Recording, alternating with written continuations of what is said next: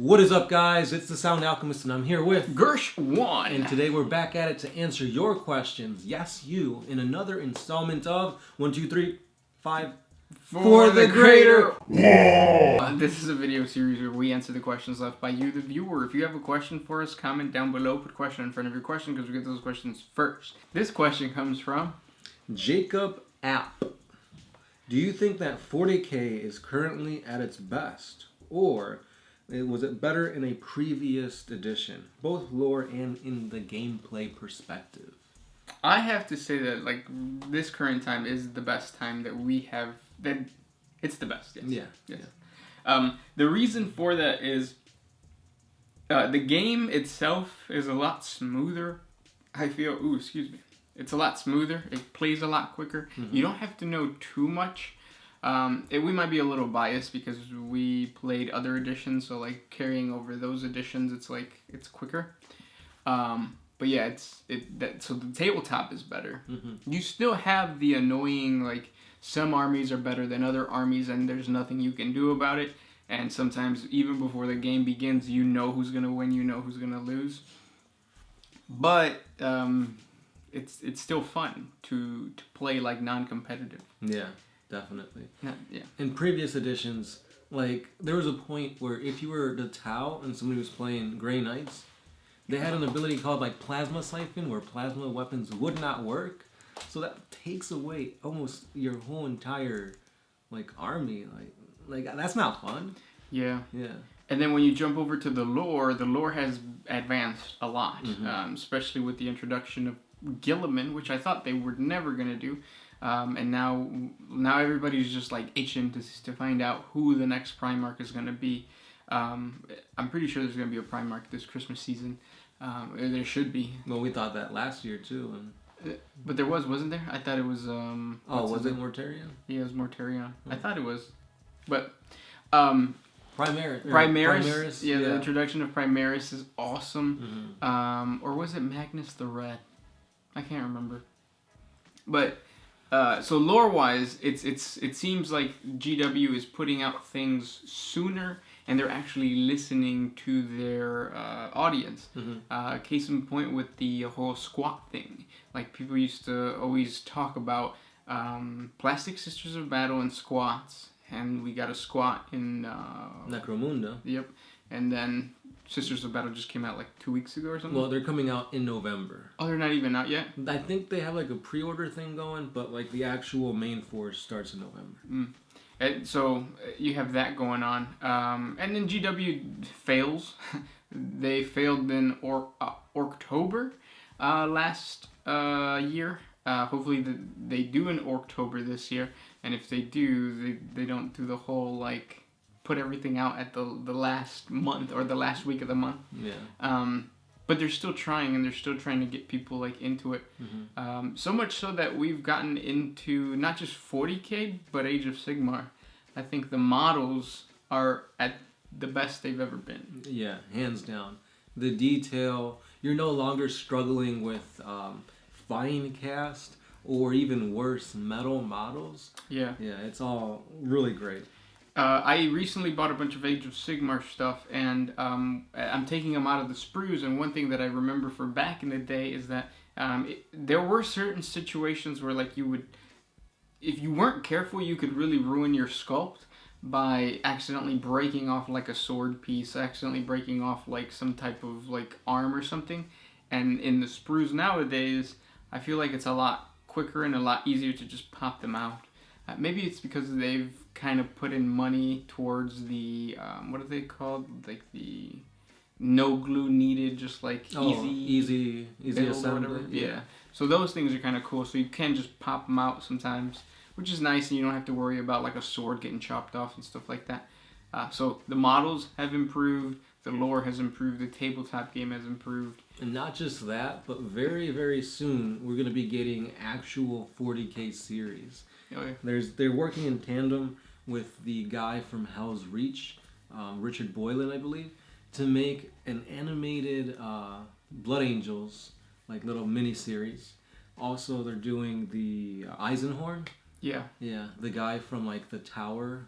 I think that's what it's called, the High Castle, High Tower. Oh yeah. Some like Amazon show. He's doing that, so it's gonna be a live action Inquisitor, series, which is gonna be really awesome. It's gonna be interesting. Yeah. And then that all stems from GW actually listening to their players and listening to the people who are like hobbyists.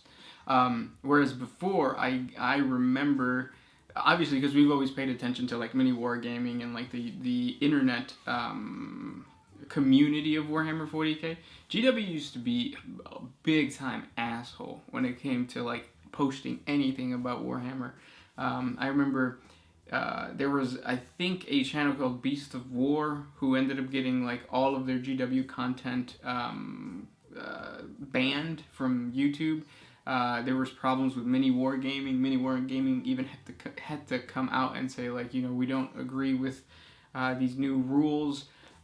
Stores weren't able to use GW like images and stuff like that, and that's all gone. I think now they really listen to the audience, and you're not in fear that one day GW is just gonna come and like bring down the hammer on you if you are posting stuff on Instagram or if you're posting stuff on YouTube. They're just more community based, hence Warhammer communities. The Warhammer community has done a lot recently. Articles. They're doing Warhammer Heroes, painting contests. Yeah. It's vastly improved. They really know that the cool thing about 40k, the cool thing about Age of Sigmar is that you could influence the hobby somehow, like by creating your own lore. But now they're actually they have been taking it a step further and actually allowing you to influence the lore in Age of Sigmar. For a while, the White Dwarves had like Blanchitsu articles, so people that you follow on Instagram and that you've seen them come up from like 100 subscribers to like thousands, all of a sudden now you're seeing them in a White Dwarf. That was pretty badass. So they are like giving a thumbs up to the people who are about the hobby and doing stuff in the hobby. So that's good. So if you are starting Warhammer 40k now, you're lucky. Yeah, this is the best time to start. Yeah. I mean, you could say like prices have gone up and whatnot, but as you support the company overall, it's benefiting you in the long run and hobbyists everywhere. Yep. But yeah. Next question comes from Timothy Armstrong. He asked, fourth time asking, has Vulcan ever teamed up with another Primarch in battle? Off the top of my head, I don't think so. Well, I mean, if you think about like the Ispan. Oh yeah. Yeah, there was what, like 3 or 4 Primarchs fighting, and that's when the massacre happened. Right. Yep. If you look at it from like big perspectives like that, yeah, because the Salamanders did do some. Sorry, those are the Hound Dogs. Hound Dogs. The Salamanders did fight alongside the Luna Wolves. They fought alongside the Ultramarines during the Great Crusade. So that was happening. As far as like actual one-on-one battles with like another Primarch, I don't think so. Not that I can think of. But then again, I don't know too much of the lore on Vulcan. I mean, Vulcan did get captured by not Korax. I think it was Conrad Kurz. Oh right. Yeah. Because of the Raven Guard and then the Night Lords. Okay. I always get those two mixed up. Yeah. But yeah, Kurz did kidnap Vulcan, tortured him, killed him a bunch of times to test how his perpetual self-reviving body worked. And he couldn't kill him. Yep. Next question comes from Pineapple. He asks, since squats were made from high gravity and genetic modification, would you like Primaris squats? So I'll give you a quick rundown if you don't know what a squat is. We have a 40 facts on them. You should check it out. I don't know if it's a good video. I need to redo that one. But anyways, squats are abhumans that were, during the Dark Age of technology, there were certain human colonies that landed on planets that were closer to the center of the galaxy, which compressed their bodies, and then they became dwarves, space dwarves. And then they became more technologically savvy than the rest of the Imperium. When they were rediscovered, these squats became part of of a certain, kind of like beastmen. Like they were part of the Imperial army. Would I like to see Primaris squats, so taller dwarves, space dwarves? No, not really.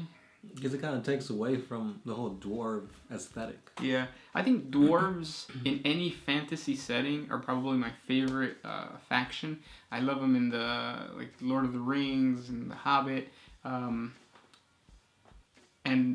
they are the reason why I wanted to start. Back then it was Warhammer Fantasy. I wanted dwarves. But like with the squats, I think what's cool about them is the fact that they are tinkerers and they build like cool weapons. GW needs to do or like go towards like that aspect of the squats, having them like even as a human detachment, like another human detachment that uses technology closer in strength to the Tau Empire. Because the Tau Empire is supposed to be like technologically advanced. Yeah, it would be cool if the squats did that. And there's very little squats too. The lore of the squats says, I think it still says that the Tyranids basically consume their planets and stuff. Worlds, yeah. So now they're like building these awesome pieces of machinery to destroy biological matter, because that's what Tyranids are. That'd be kind of cool. That'd be really cool. So this isn't really a question, but it is a counter to our featured question.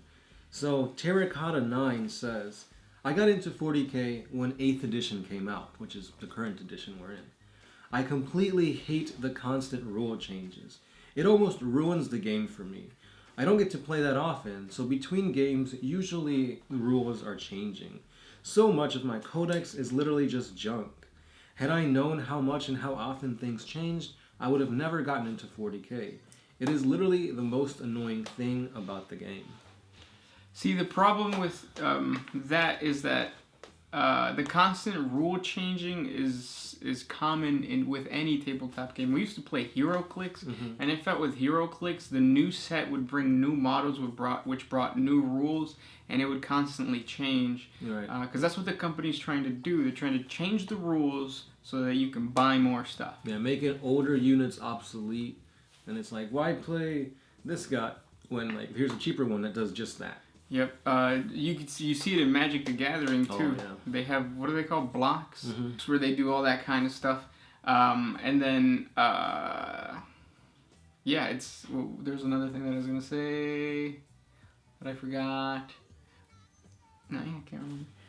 So yeah, the rule changing does suck, but it's just part of. Oh, okay. So one thing that I've noticed between us is that in our group is that we, what is it called? House rule a lot of things. So if you're going to the actual store to play, maybe try to get some people to start up a little hobby group outside of the store, so you don't have to be around rule lawyers, those types of people that like to play and like to point out things that you're doing wrong, and they're just there to play the game for fun. That's kind of what we do. I feel like we get a lot of rules wrong, but nobody says anything because it's just like, well, we're here to see minis die. Right. Things like that. See. Next question, and probably last question. This one is by the WAAAGH. What army or force have you never invested in but always wanted to? Ooh, that's a hard one. For me, it would be Eldar. Yeah, I guess I'd say Eldar too. I've never bought anything Eldar, and I think I've always wanted to. Initially, before I even played Orcs, because like the first army we collected was Space Wolves, and what I wanted to do was get Tau. So that's kind of like funny. Like everything would have changed if I would have played Tau. But then you chose Tau, so then I was like between the Eldar and the Orcs, and I was like, well, the Orcs look like they're holding machine guns, which is more badass, so I'm going to go with that instead of the futuristic looking Eldar shuriken rifle gun thingies. So yeah, Eldar. Yeah, same. I've always liked the concept of the Wraiths, and then I saw the freaking Wraith Lords and the Wraith Knights, and I'm like, oh, I need to get into this, but I never did. Yeah. Those were the questions for today. If you guys have more questions for us, comment down below. I hope you guys are enjoying our content. Don't forget we have a Patreon. $1 a month helps us create videos. And yeah, Gershwin. Sound Alchemist, and we are out.